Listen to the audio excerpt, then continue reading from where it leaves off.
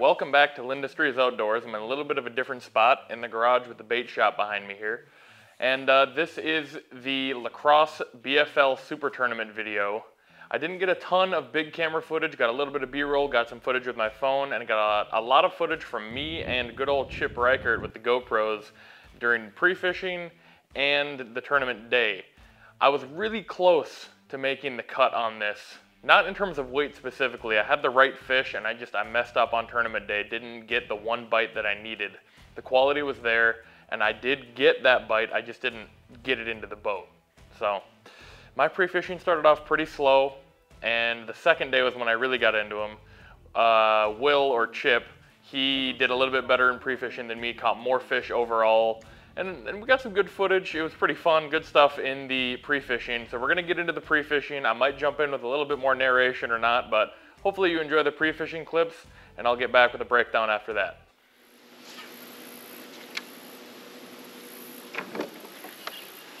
He was right on the shore.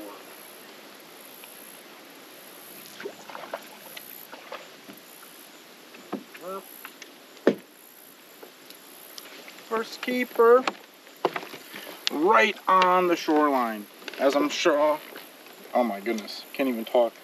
As I'm sure you saw before, I am beauty, I am grace, I am Miss United States with that land. I mean, come on. Doesn't get any smoother than that. Beautiful.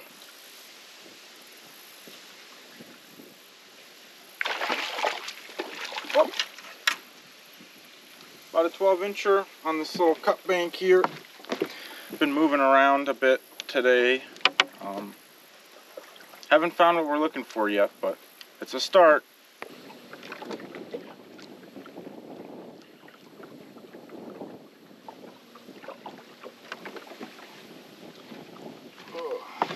There's a guy right there. This is not a very big one, but here it is. The fish are extremely lethargic today. Not sure what's going on. Second one on a chatterbait. It's a good sign.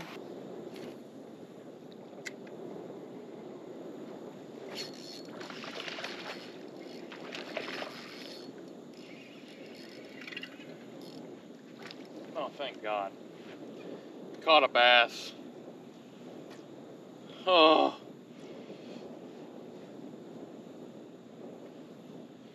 $10 o'clock.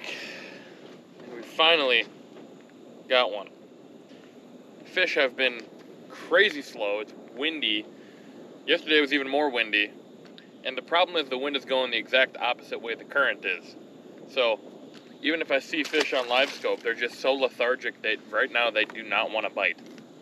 I basically decided to pick up Senko and just cast this. And there you go, we got a short. Something. We got something.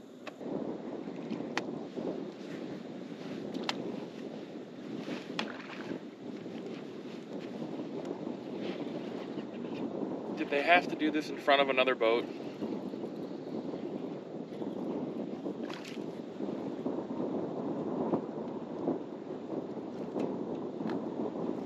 Bruh. As soon as I figure them out, a boat shows up. It's a fish landing violation. Yikes, that's a fish landing violation. Okay, things are looking better. That looked like it was probably a resident fish with how dark his colors were, but it was a keeper for sure. He's probably not going to bite again because of, well, we'll see. But BaitBuffet, the company that no longer exists, had to break out the secret jig. Okay, I think I can leave this area. I know there's fish here. They're definitely catchable with what I got, and the weather should just help them tomorrow. They're being finicky right now, but they're here, so that's pre-fishing. We found a spot with fish in it. Time to go find more. Got one. Right off that tree. Let's see what we got. Largemouth. Let's go. Just switched up to this smaller spinnerbait. I don't even know what brand it is, honestly, but it's the first one of the day.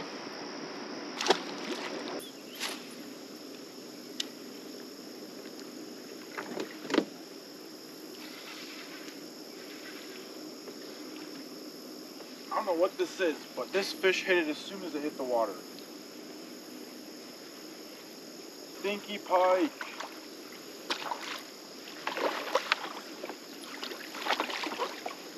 Gross.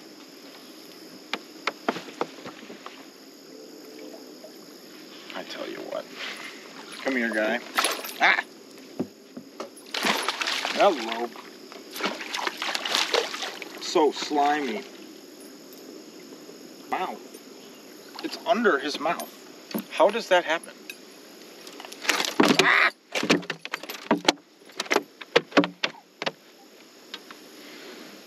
Yep.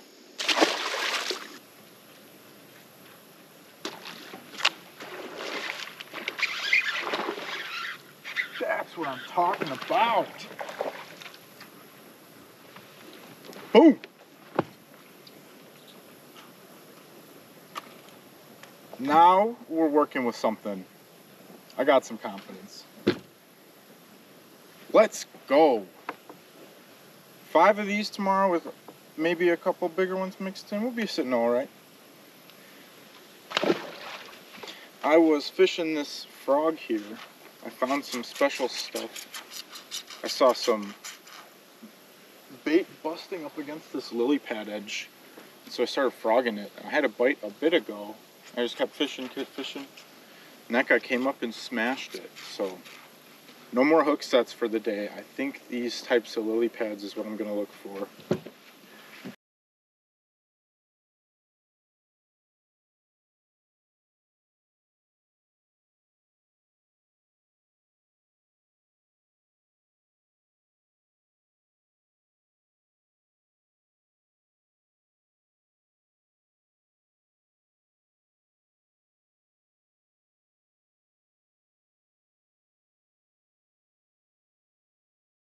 This is not a keeper, but that is my pattern. Same exact type of cover with the same exact lure, and boom, another bass. So, we've got a pattern. The only problem is the weather is going to change pretty significantly, but we know where the fish are. So, we can adjust to what the weather does and what the fish are going to want to do during the weather. But we know where the fish are now and what they're currently eating. White swim jig or wacky rig. Honestly, I don't know that it makes too much of a difference what they want to eat. It's just getting it in front of them, and a swim jig like this lets me cover the most water in these kind of thin reeds and sparse cover. It's not super thick weeds. The swim jig comes through it pretty nicely, so I can cast a lot and bring it through. The wacky rig is pretty slow, and I can't really bring a chatterbait or anything through. It's a little too thick for that. So this is good. I was getting a little worried with how slow it started off, but the fish are here. I trust it. I did find it interesting that they said a majority of crashes happen with single driver in rural areas, so like that would be super important. Yeah, I mean, even if it's not just a single driver, if they crash. Okay. That verifies a few things. The wind direction today, the trailing side of this from where the wind is coming, is a lot better. I seem to see a lot more bait for whatever reason. Fish just blew up over there. And let's see, is this guy even a keeper? Oh, come here, buddy. Borderline. He's a 14, barely. But that was as soon as I came back over farther down this side. The wind is coming this way, but the current is going against it. And I fished all the way up to the other side of this area and got to the leading edge of where the wind was hitting it, and there was just nothing. I would come back down, I started seeing more bait. The trailing side of where the wind is, the back side here, seems to be a lot better. It'd be the leading side of where the current is hitting, so that makes more sense. The wind is not in a good direction for these fish right now, so they're all jacked up, but that's good. That I was actually right on what the pattern was going to be. Since I wasn't catching any fish down there, come back down here. Same kind of spot, but just how the current and wind are hitting it, making it set up right. So, good to see. So that was pre-fishing. I didn't have really any good video of me on day one. I had video, but my audio cable on the mics ended up breaking and just sounded like crackling and hissing all day in the audio, so I didn't throw that in there. And the only thing I caught on day one was a pike anyways, so day one was just brutal for me pre-fishing. Day two ended up being a lot better. I found a spot where it appeared like we had a pretty good shad spawn going on. It was about to be a full moon, so that would make sense. And what I ended up figuring out, the first one I actually caught was on a wacky worm, but I figured a swim jig would work really well there to cover water. I could just fish it right through the reeds and the short grass, and the fish would be able to hit it from pretty much anywhere. And what I did is I just kept it right up tight in the water column, a white swim jig with a paddle tail swim bait on it, just brought it through, and it was almost like topwater fishing, but not quite. There'd be a big boil and a splash every single time they hit, so it was a really fun way to find the fish. During that pre-fishing day, day two, I didn't actually catch any giants or anything super big, or really a lot of fish. But I found where the fish were, and I figured with what the weather was going to do, changing from sunny to cloudy with some rain, and the barometric pressure and everything, the wind change that was about to happen, I figured it would really push those fish up. The moon was going to be perfect, and I was thinking the big fish were going to come in and start feeding on those shad. And that did turn out to be mostly true, but I drew last boat number, and well, you'll see what happened when I go through the tournament footage.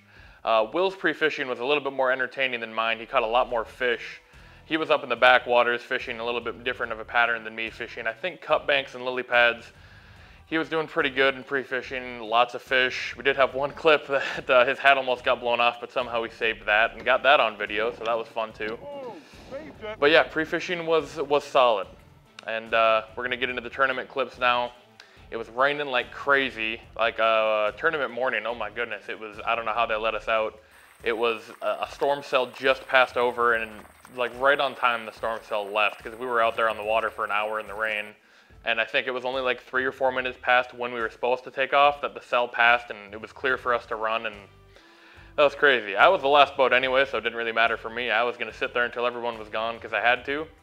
But well, let's get into the tournament footage, and if there's anything else too, I might narrate it, but hopefully you enjoy this. Some really fun clips out in the crazy weather, some big fish. It was fun.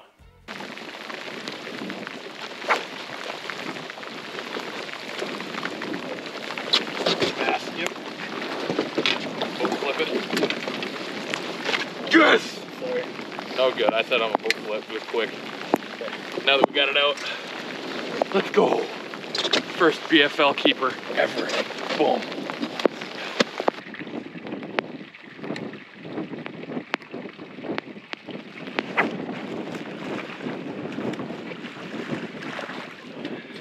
I don't think he's going to be 14. Hello.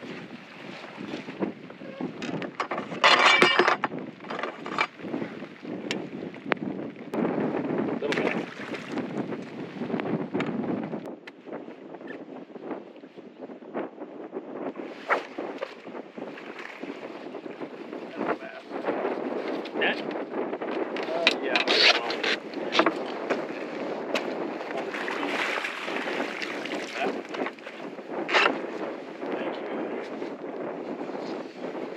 Yep. Yeah, just like that. Fold it over and put it in the middle. You're good.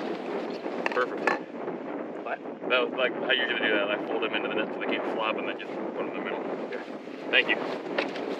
There's another one. They're here.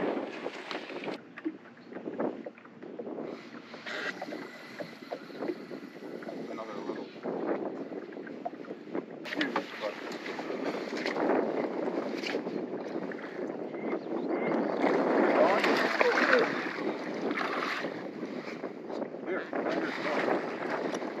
That one might keep.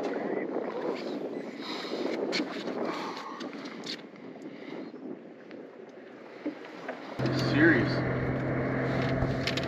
I'm gonna throw a net in there. That's a good idea. That's a long net. Everybody. 14 you said. 14. Not quite good enough. 13 and a half. Same one. Watch out. Fast.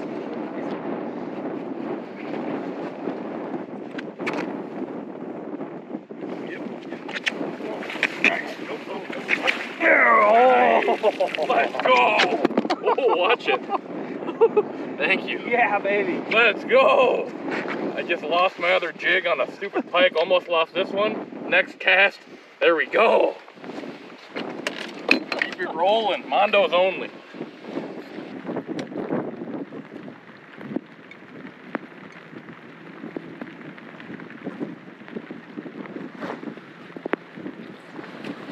It's running like a pike, but I'm afraid that it's a bass.